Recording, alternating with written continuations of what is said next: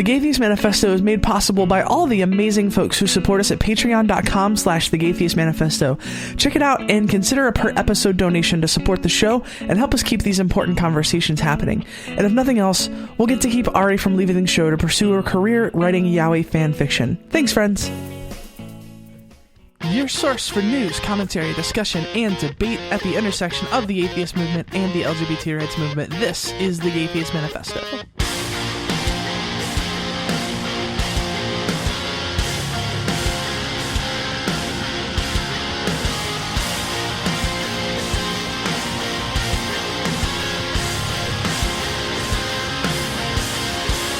From Answer Media, this is the Gaytheist Manifesto. I am your host, Callie Wright, joined once again by my co-host, Ari Stillman. What's up, Ari? I am feeling hella gay. How are you? I am as well, because it's Pride Month, and I am also just plain queer as hell. So I have a question, and I posed this on Facebook and got a variety of answers, and I'm hoping that maybe some listeners might have an answer to this question. If a penis-having trans woman has penetrative sex with a vagina-having trans man inside of a monogamous marriage, will social conservatives still find something to cry about? Yes. Yes. The answer is always yes. They will always find something to cry about. Oh, as you say, risk and verify, right? Except for the monogamous part, yep. Well, right, yeah. But I don't think you'd have to get to the polyamorous part for heads to start exploding, though. Oh, no. Like if we're being real. That's just an extra layer of explosion. And I always say that when they call us gay, they're unintentionally gendering one of us correctly, so I'll take a half win. Oh, God. Wow. Okay, so this week's episode is actually a really, really serious topic. And at the top of the episode here, I want to put out sort of a blanket trigger warning for this entire episode, because this week we are talking about the concept of self-harm. And this is something that a lot of people deal with to varying degrees or another. It can take a lot of different forms, from people, torturing themselves psychologically.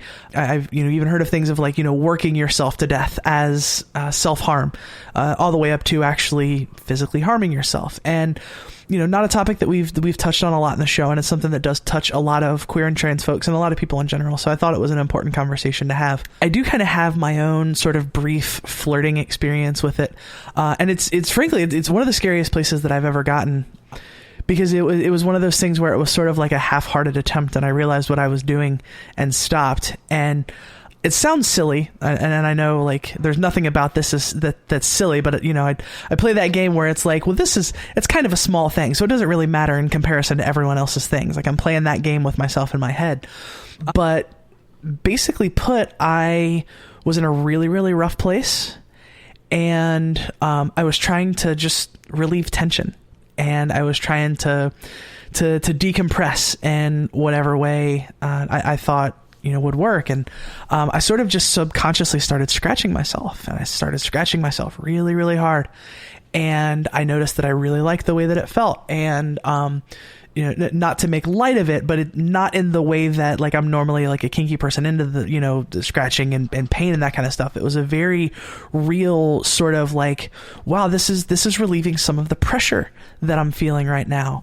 And, the harder I did it and the redder my skin got and that kind of thing, that the feeling got more and more intense. And, I happened to have a pair of tweezers sitting on my desk, and without even thinking about it, I went to stab myself in the arm and rake them across my arm. And as I see blood start to come out of my arm, I'm like, holy fuck, what am I doing? And I got really scared, and I threw him down, and I walked outside, and I did some breathing exercises, and I calmed down. And again, I don't want to be that person who's like comparing like, oh, this is so not a big deal in comparison to everyone else's, because it's all a big deal.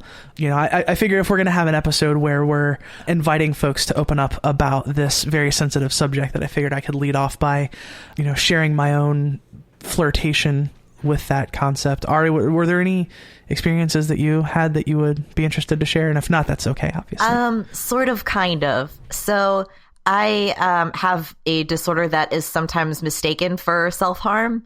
It is officially in the DSM called excoriation disorder, but it's popularly known as dermatillomania, and it's basically compulsive skin picking. And it's kind of a disorder that kind of crosses the boundaries between OCD, self-harm, and addiction. And so there's been a lot of back and forth in the psychology community about where it should be placed in the DSM. And currently it's in the section for obsessive compulsive and related disorders. But there are a variety of reasons why people do it. And some of it can be self-punishment. For me, I think it's mostly, it does mirror some things that some people say about self-harm. Like, it's not necessarily to hurt yourself or to feel pain, but it does like relieve anxiety. And there's like a compulsive element to it. You don't want to do it, but you just kind of find yourself doing it anyway. So that's, it does kind of span the lines between, addiction and self-harm and OCD. But, my experience with it is that it's not to cause myself pain or anything. I don't, like that aspect of it.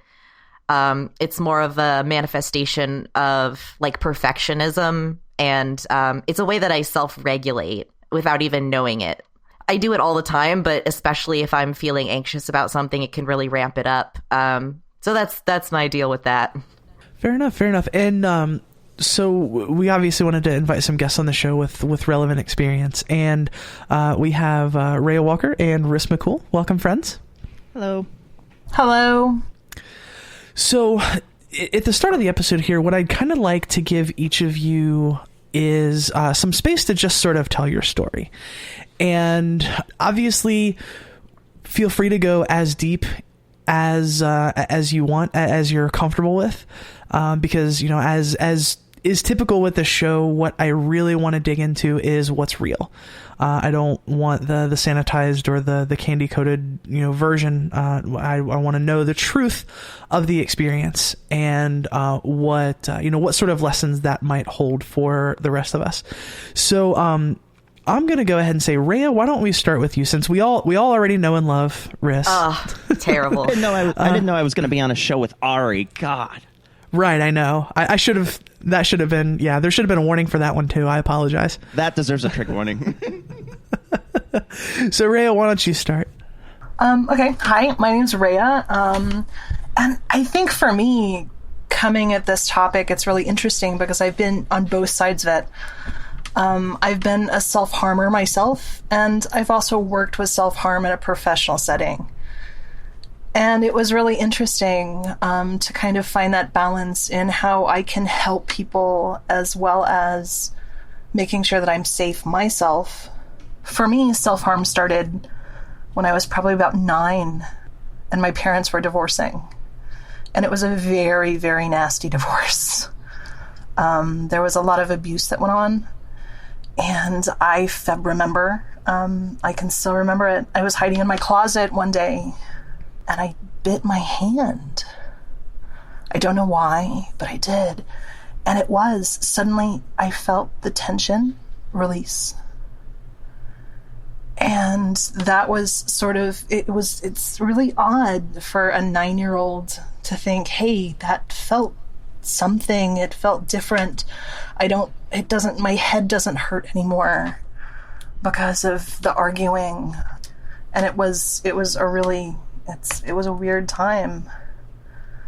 And that led into being a teenager who moved into self-harm, because as a teenager self-harming, those memories of when I did something, the tension released. And now I know that it's called a tension reduction cycle, because I was trained on that working with teenagers in residential facilities, specifically girls, and with girls that self-harm. But my biting on my hand escalated to cutting and hiding those things. But I guess for me, the self-harm really was a way to make things, it was a physical manifestation of the mental anguish that was going on in my head. I I never really intended, I didn't cut to hurt myself. I cut to let that pain out. I really self-harmed to do that. And by the time I was 17, it really had moved into almost addictive levels. With other forms of self-harm, as well as other addictions. As a 20-something, I initially got help from a medical doctor who suggested that I start therapy and medication for the underlying depression. And I went to go find a support group. And at that time, it was a church, which was a really negative experience for me.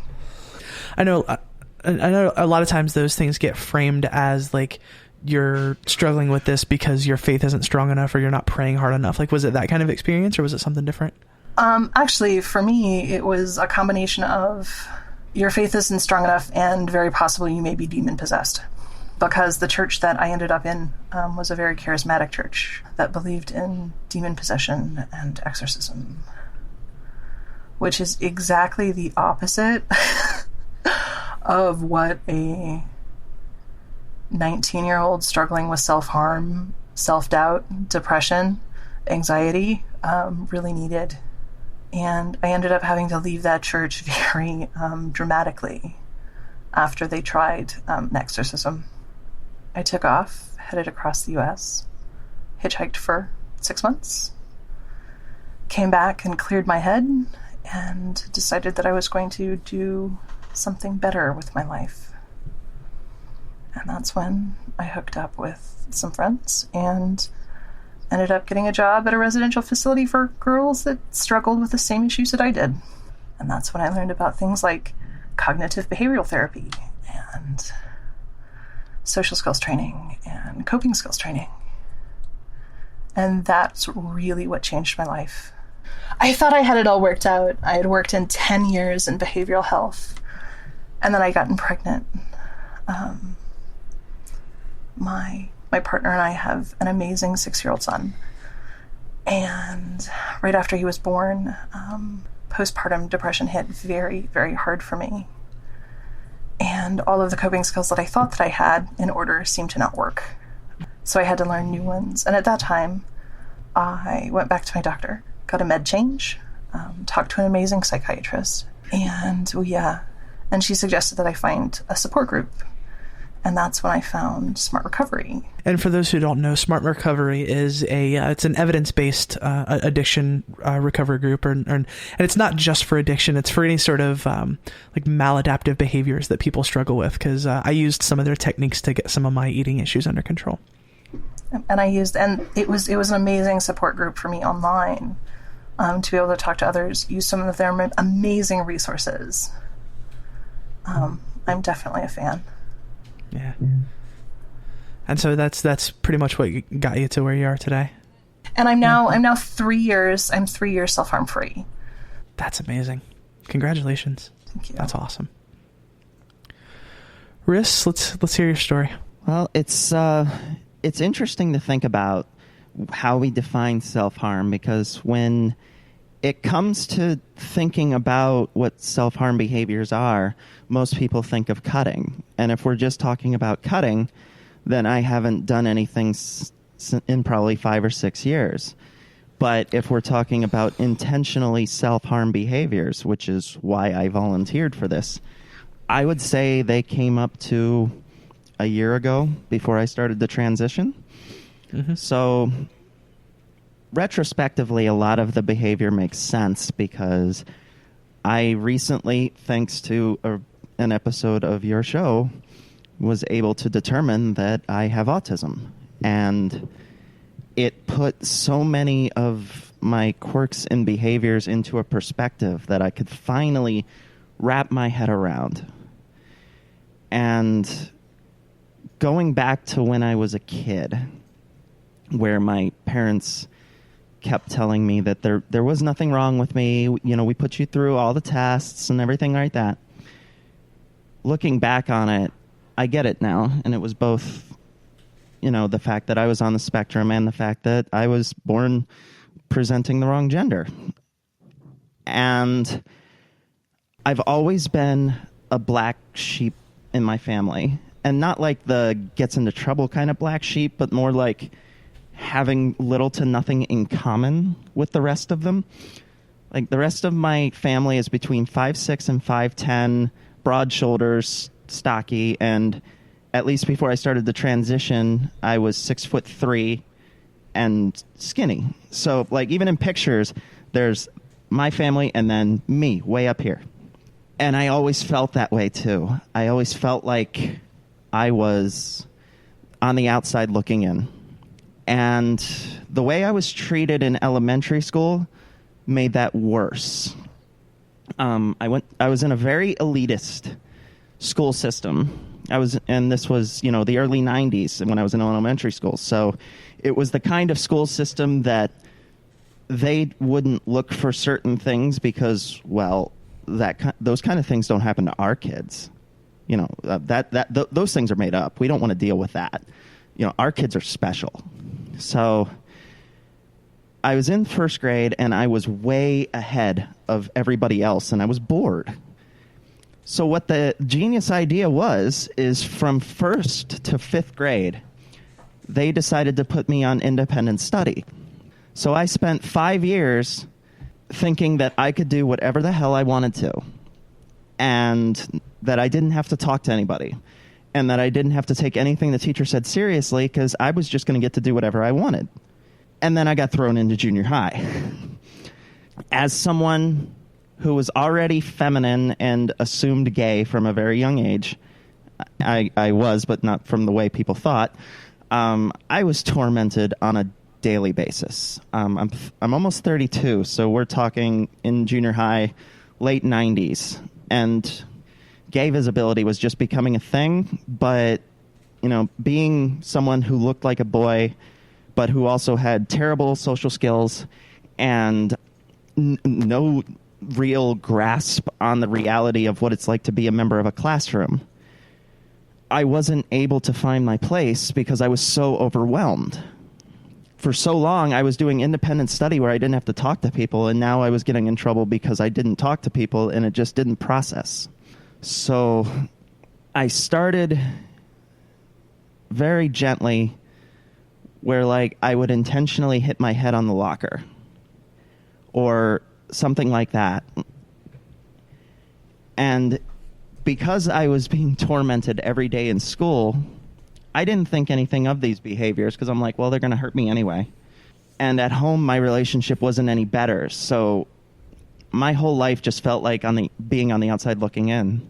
So I guess retrospectively, it was very dissociative because I felt like I was just living a movie or not in my own body because nothing made sense to me. And I just stopped trying after like 7th grade. Then when I got to high school, very early in high school, a kid I knew committed suicide. And I'm still friends with his mother today. I sat behind him in lunch, and I sat with his girlfriend a lot. And I unfortunately got to read some of the notes. And those visuals are still in my head to this day. And the self-harm escalated from there. I'll go into more detail later since this is just the introduction. But after that, I was hospitalized 3 different times for self-harm and other things. The third of which was a time where I ran away after a confrontation with one of my parents got too much. So they put me in the hospital, and I was there for an extensive period of time. Then there was only one time after that I cut, and that was when I was 26, and that was a different thing. But from there, I didn't stop the behaviors. I changed it. Like a guy at work once, a 21-year-old Marine, I was 16, working at a Bob Evans, asked me if I wanted to go boxing. And I was like, yeah.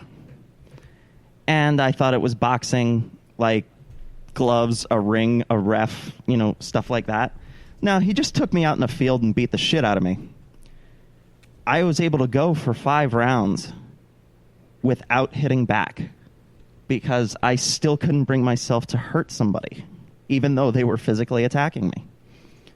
And I started doing things like that. I'd wrestle with people who were bigger than me, or I'd, get into like sparring matches with people that were way better at martial arts or at wrestling than me, just because it was a way that I could experience some of the same adrenaline rushes, but I wouldn't go to the hospital for it. Once I became a professional wrestler, I was so used to pain and I was so used to getting hit that there would be times where I'd get punched full on in the face and get concussed, and I wouldn't even know. And this was right after my divorce. So I was in probably the worst place I've ever been. And if I didn't have a black eye from where I got hit, I'd spend the entire drive home like hitting myself, trying to at least put a mark on it, because I felt like no one would see me as legitimate if I didn't. And like I said, I had one issue with cutting when I was 26 because I was living in an abusive relationship. But most recently, after the sexual assault in 2014 that stopped me from coming out, I've talked about that very openly. The last version of self-harm in which I participated was getting rid of clothes, cutting my hair, throwing away makeup, distancing myself from that identity as much as I possibly could, because opening that part of me to the world obviously meant that that's how I was going to be treated. So I thought if I distanced myself from it and suffered through, then I'd be safer than if I was openly myself. That obviously didn't work.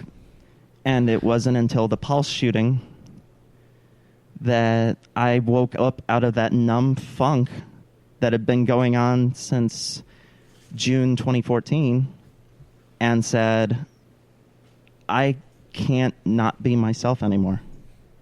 And I haven't harmed myself intentionally since. And I think both the treatment that I got for ADHD, anxiety, and PTSD, plus going through and correcting the hormones that had been wrong in my body since birth, contributed a lot to that, because I'm finally able to put things in a way that I can articulate them, and I'm finally able to communicate that my brain processes information and the world much differently than most of the people I know. And having everything centered like that and actually having things treated rather than just blown off, I think if I was 12 today as opposed to almost 32, I wouldn't have gone through most of what I did, because I'd actually have what was going on with me treated instead of ignored or drawn up to not living up to potential or lack of effort or lack of enthusiasm or, being a gay boy. I was a woman who was being addressed wrong, and I didn't understand that at the time. I think that's a really important illustration to make, is that self-harm doesn't always look like cutting or, causing physical harm to yourself. I read a really enlightening article once that was, it was something like overworking yourself as a form of self-harm behavior. And a lot of people do that because when you're that person who is always like, oh gosh, I'm so busy, look at me, I don't have any time at all. Like, people praise you for that, right? Because it makes it look like you're like, oh, you're such a hardworking, ambitious, like A-type personality. And that's like everything society wants you to be. But people don't ask the question, is like, well, is this causing you harm? Like, are you okay with this state of affairs? Are you like going for this? Nobody asked that question. And so it's a really sort of subversive way for that to kind of sneak in, that it's pretty insidious. Rhea, I'm curious, you work with folks who struggle with the same things that you struggle with. And I have to imagine, any human being with a sense of empathy or compassion, or any sense, sort of moral center is gonna struggle, helping folks who deal with those things. But as someone who deals with it yourself, that's got to add an extra dimension to it. Can you sort of talk a little bit about how you strike that balance? I think for me, I really enjoyed working with the teens in the residential, my teen girls. I had approximately 100 different girls in the 7 years that I worked there. And I'd probably say about 10% of them were involved in active self-harm For me, I really wanted to give a different perspective as a staff member, because many of the individuals that I worked with, they'd read about it, but had no actual interaction with it other than, oh my gosh, I can't believe it, so-and-so is cutting again. And there was no empathy. For me, the balance in that was I had my experiences. I was able to give perspective, a different perspective, to the clients I was working with. Hey, these are things that I have tried. Have you thought about these coping skills? Let's talk to your counselor about what you're feeling. Where a lot of the times the clients that I'd worked with up until that time had been told things like, well, you just need to stop. Oh, God, that never works. That always helps. Right. Like, that's the... Have you thought about not doing this thing? No, I haven't. Oh, my God, I'm cured. Right. You should just stop. And a lot of the things that we had in place for girls that were actively self-harming were things like, we're just going to take away all of their jewelry, all of their personalities, all of the stuff in the room that they could possibly harm with. Instead of reinforcing, hey, you're a real human being, let me validate that for you. This residential program was very punitive. And thankfully, in the 7 years that I was there, we were able to get some changes in those policies and actually started to train some of the individuals that were working with these kids. Where before, again, well, maybe if you just tried harder. Well, how about you give me some decent alternatives? Is that a common approach in your experience? Like the things you're talking about, is that something that that happens a lot in places like that? I know that our facility, that the majority of the older workers were very sort of just like, I just can't understand this. This is something that's way outside of, I can't understand it. Why would she ever want to hurt herself? Where they didn't want to actually stop, talk, and listen. Or just not even talk, just stop and listen to what these girls were really saying. I know that in our facility that was policy for many, many years. And I've heard it that other girls have said the same thing. So kind of sounds like it, sadly. Yeah, well, I feel like this is another one of those things that, I mean, like addiction or mental illness in general, that it's treated as if it's a moral failing, as opposed to something that affects you that you don't really have a lot of control over. And it's maddening because it's counterintuitive. Like it's not the thing that helps. Riz, something about your story that I think is illustrative, if that's a word.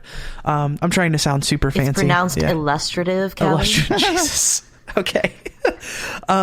Because you mentioned that this hasn't been a thing that you've struggled with a lot, if I understood that right, since you came out and since you sort of, came into your own as who you are. Mm-hmm. And I think, that's another one of those things where it's like, sometimes these things can be situational, right? It's something that's not right in your life that's causing this to happen. And then sometimes it's something that's just part of your makeup.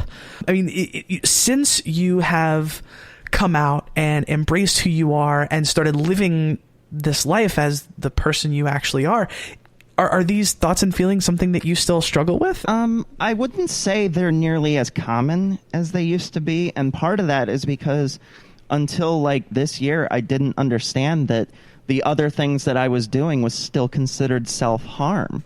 Like I said, I hadn't cut myself since I was 26. And when you have that narrow view of what self-harm is, it's like, oh, I'm doing okay. But it took going through very intense, very deep gender therapy, and obviously that had some other things were going with it, and trauma therapy. All of those things like brought it to the forefront of my mind. Because one of the most difficult things I ever had, and still have, is the way my brain processes information. It won't click right away some of the time. And once it does, it's all clear and I totally get it. So it wasn't until my therapist pretty much had to talk around my wandering planet wrist brain and really address it. It's like, no, you were sexually assaulted. It wasn't your fault. You were neurodivergent. It wasn't your fault. you were, living as the wrong gender, and it's not your fault. And as much as people like to mock that movie, Good Will Hunting, for that scene, that was kind of my moment for that, and it put everything in real perspective. But I'm sure a lot of my trans friends can relate to this. When I took hormones for the first time, it was like wires in my brain were connecting, and like they were going, oh, this is what we needed the whole time. And a lot of those negative, self-harming, cynical impulses and voices were either drowned out or reduced dramatically. So ever since I did come out, I would say a lot of it really was situational in that my brain knew that I wasn't supposed to have testosterone. And once I got rid of it, it was like a corrective measure. So that's why I've always appreciated when people say it's hormone correction therapy as opposed to replacement. Yeah. Yeah, I feel like that's accurate.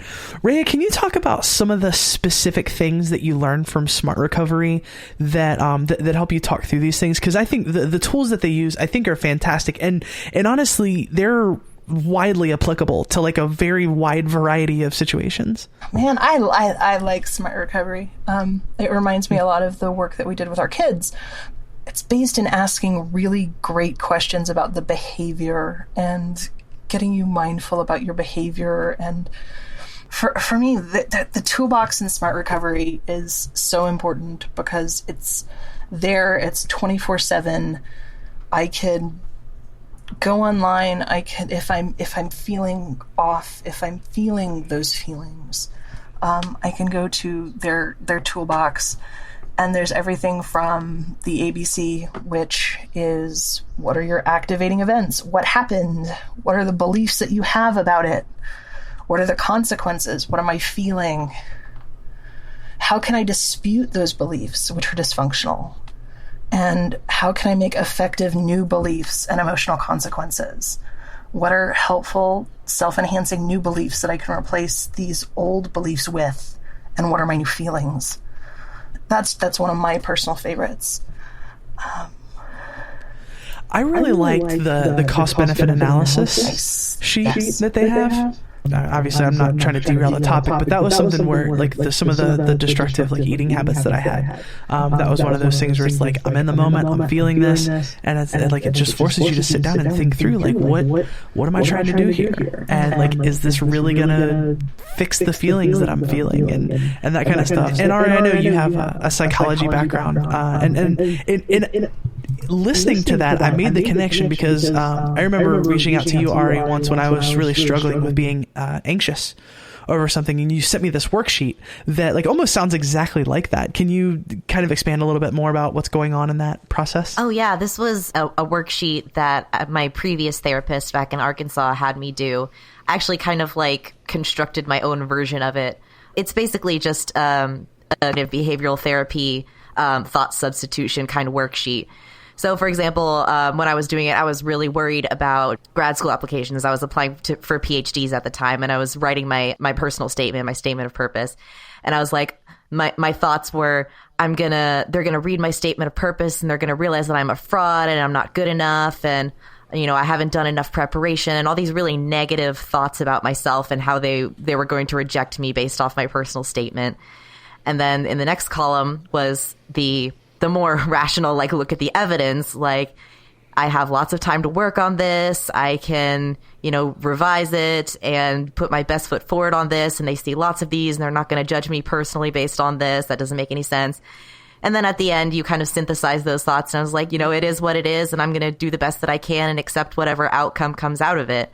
And it's just kind of a step-by-step guide to helping you identify what your negative thoughts are, look at what the actual evidence is around those thoughts, and then correct those thoughts so that it's more rational and helpful for you.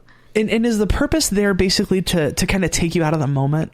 Because I know, like, whenever I'm feeling anxious, or, when my mind is going really dark places, because my mind has gone some seriously dark places over dysphoria, and I've had some very, very vivid thoughts of self-harm. I never, actively attempted anything. when you get caught up in your thoughts and feelings in the moment, like it's not easy to stop and think, like, is this rational? Like, what am I doing right now? And so is the idea with doing that to take you out of the moment and try to kind of, maybe this is a clumsy way of saying it, but to like circumvent your feelings and sort of bring your intellect back into it? Is that the idea? Yeah, that's definitely part of it. It's kind of along the lines of mindfulness, which is kind of a buzzword these days. But basically, the first part of mindfulness is identifying what it is that you're feeling and thinking, which seems easy, but is not always necessarily that easy. You know, once you get caught up in this spiral, it can be difficult to identify, like, where are these feelings coming from? Why am I feeling this? Why am I thinking this? The first step is just, identifying what those things are and getting yourself out of that spiral. And then taking a step back and looking at what's the actual situation outside of what my thoughts and feelings are.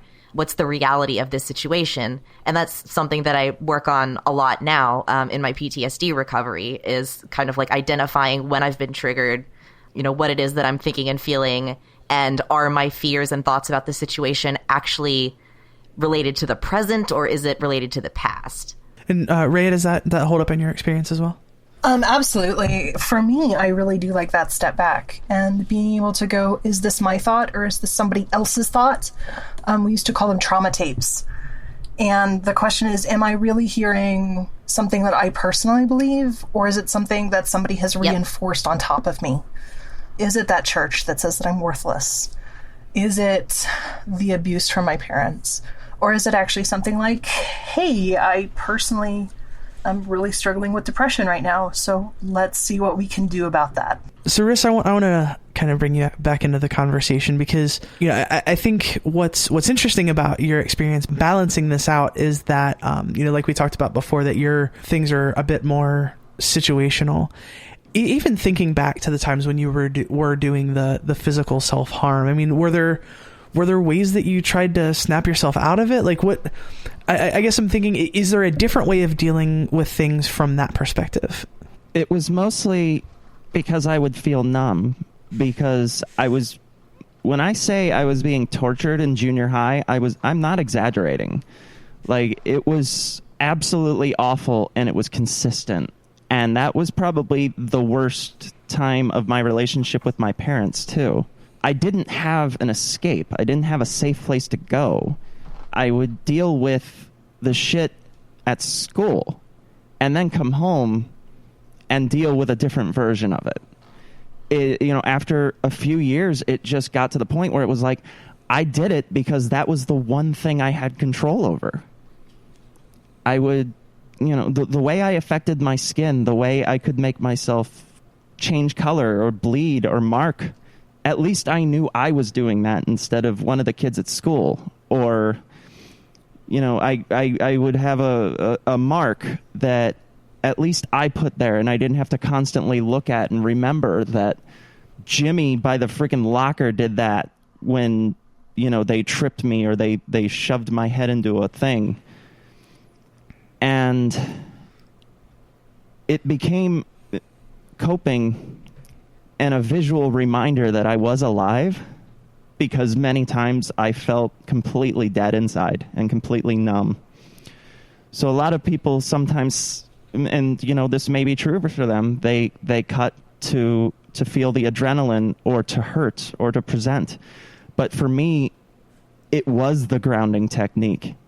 It was how I said, okay, I'm not in a simulation anymore. I'm still living right now. What can I do? And the worst when it happened was actually the last time I cut. And this was the only time I cut when I was older than 16. I was in a completely abusive situation. I was living with an alcoholic woman who spent a good 2 months of my life completely ice queening me and giving me the silent treatment. When I hit a really low depression, which doesn't happen often, I stopped taking care of myself. I stopped doing anything, and I can't function anymore. So there was one day where she left and completely ignored my existence, and it had been like 3-4 weeks in a row of nothing. I'm a high maintenance person when it comes to attention. I joke about it sometimes, but it's true. And that's why I'm glad I'm poly, because putting up with me is a full-time fucking job. But at that moment, I had an instinct that I hadn't had for years. And I walked over, grabbed one of her super sharp steak knives, and cut my arm. And unlike the previous times that it had happened, I was bleeding like a goddamn stuck pig. And it was going all over the carpet. And I was going, fuck it. Let's just see what she says about it, because at least she'll fucking talk to me. And it was only after it started to really hurt, several minutes later, that I went, I should probably do something about this. And outside of the few days where I didn't move off of my sofa after the sexual assault in my own house, that was probably the lowest point in my life. I'm curious the way that you articulated the impetus behind the self-harm, I'm doing it to reclaim control of something in my situation. Mm-hmm. Was that something that you were aware of? Like you knew that's why you were doing it at the time, or was it more just sort of a reaction? Most of what I understand about my behavior is retrospective, because like I said, neurodivergence and gender and everything like that sort of made everything unclear to me as to why I acted a certain way or why I reacted to certain stimuli a certain way. And now that I actually have things that I can put words to instead of just emotions that I can't communicate because I don't know what the words are, I'm able to look back on times like that and go, oh, that makes sense. I've created metaphors for myself that explain the way my brain works and how I'm reacting to things, and I have a gauge now. So having a gauge gives me something tangible to work with, and it gives my partners something as well that they can look at and be like, okay, she's getting low on energy, it's time to get her home or something like that. So it like I said, it's long about way of answering your question. It's retrospective. And Rhea, is that common, or do you find that and I'm sure there's probably somewhat of both sides of the coin, but is it the more common situation that people come and they're like, I'm doing this and I don't really know why, and then there's sort of that journey to figure out what's behind it all? Or do you find people that come in and say like, yes, I'm doing this because I need to take control of my life, or I'm doing this because I need to decompress, or like how does that dynamic work out? I think that as many people as there are self-harmers, they have their own story. Because everybody's brain works in amazing ways. I've had some clients that I know who it was very intentional. I am doing this because it is 100% control, and I'm doing this for a purpose, and it is very they are very focused that is all that they could do. Where there are others who it seems almost like a compulsion. Must do it. Have to get that release. Nothing else is in control. So I think it's really varied. Since this isn't something that I have extensive experience with, and haven't spent a lot of time talking at length with other folks who have, I want to make sure that we're not missing other important topics of discussion surrounding this topic. So, either Rhea or Riz, are there other aspects of this that, and obviously this is a broad topic, I'm sure we could talk about it for weeks if we wanted to, but are there any things that you feel that are really important to touch on that we haven't yet? I'm not sure even where to start. That's fair. I think for really intelligent young kids, and I feel so arrogant saying that, but I was advanced for my age. I was always consistently told what I thought wasn't right, or what I was doing wasn't, a certain way. One example I can give that comes off the top of my head is I was really good at baseball. I was being scouted good at baseball, but I would always hear the negative without the positive, and I would always be told that I didn't look like I was enjoying it, or I wasn't looking enthusiastic enough, or I looked bored. And I didn't really understand that because I was having a great time. I was just intense. But because my body language communicated X, people projected what that meant to them. So I think it's important for anyone who might be dealing with someone who gets to these issues to figure out how they take information and how they take criticism. Not to bring up a specific issue with a family member, but it's all I really have to go on. My father had a military dad who was very much in the, I'm going to verbally beat you down so that you rise up to prove me wrong. And my dad has admitted this was wrong to turn around on me. You know, we've had that discussion. It was years ago, but the point is it happened. He was wrong to turn it around on me because he wasn't paying attention to the fact that when he tried to do the same thing to me, I would shut down, not rise up.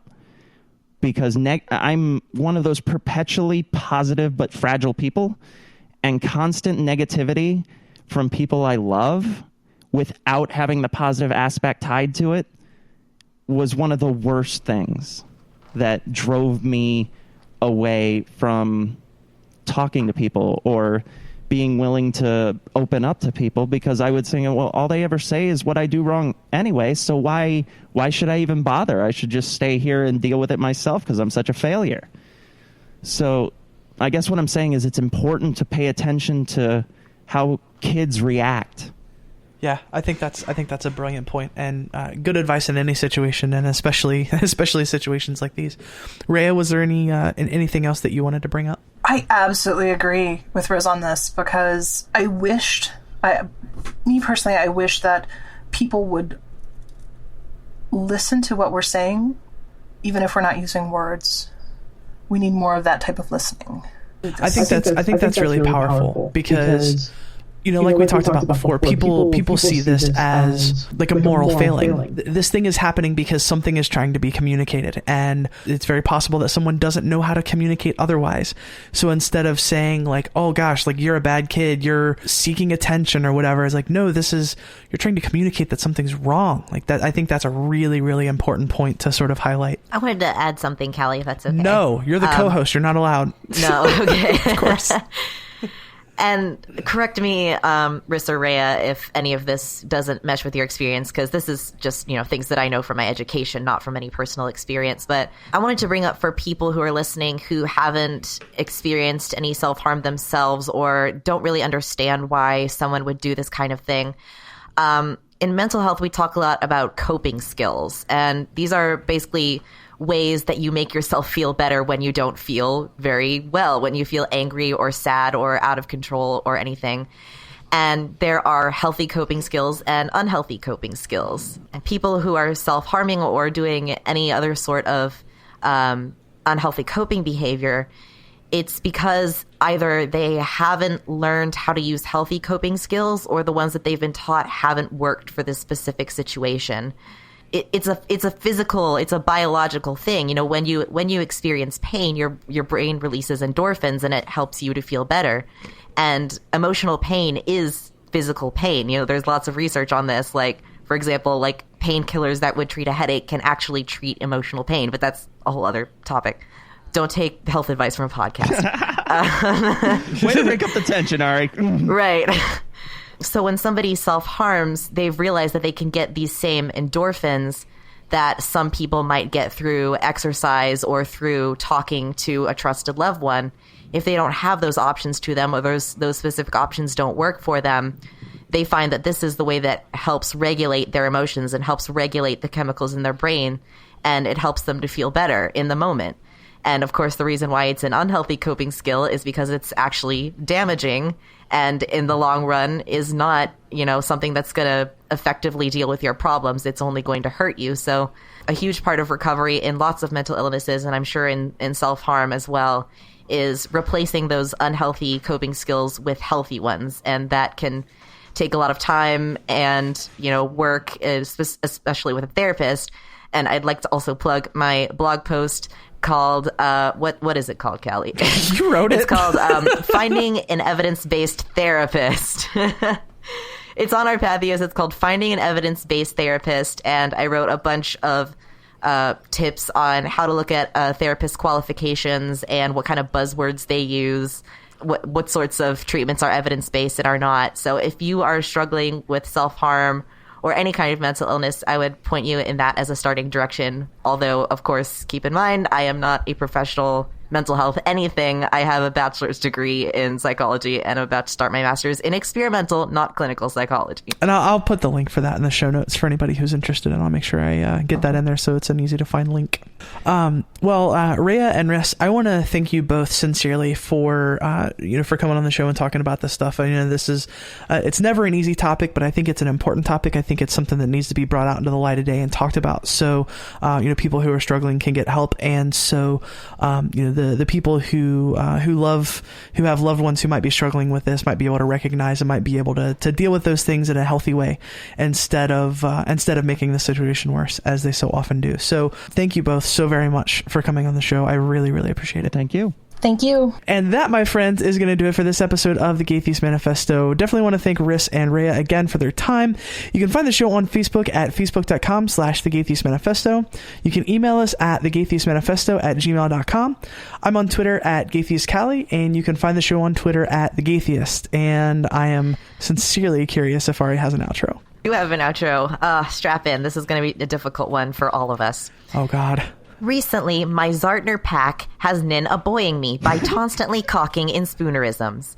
And now he's trying to jet Garamaya into it. So bet this outro Leah warning that 3 can gay at that plame. If you want to mere whore from me, you fen crend me on Facebook, me mail e at starryilman@cmail.com, or tissin me on my pother oddcast, the SJW Jerkle Cirque, and the Gis are heading out of sand. I am sincerely impressed that you got through that only flubbing once. You are my hero. I rehearsed it many, many times. I don't doubt it. If you want to support the show, you can go to patreon.com/The Gaytheist Manifesto and make a per episode donation to help us out. And if that's not doable, you can always head over to iTunes and give us a 5-star review. That helps us move up in the rankings and get heard by more people. Before we go, I want you to know that if you're lost, you're hurting, you're scared, if you feel like no one cares and no one understands, you need to know there's a community out here that loves you, cares for you, knows that you're capable of amazing things, and that you are worthy of love. If you're struggling, please don't be afraid to reach out. Until next time, friends, this is the Gaytheist Manifesto.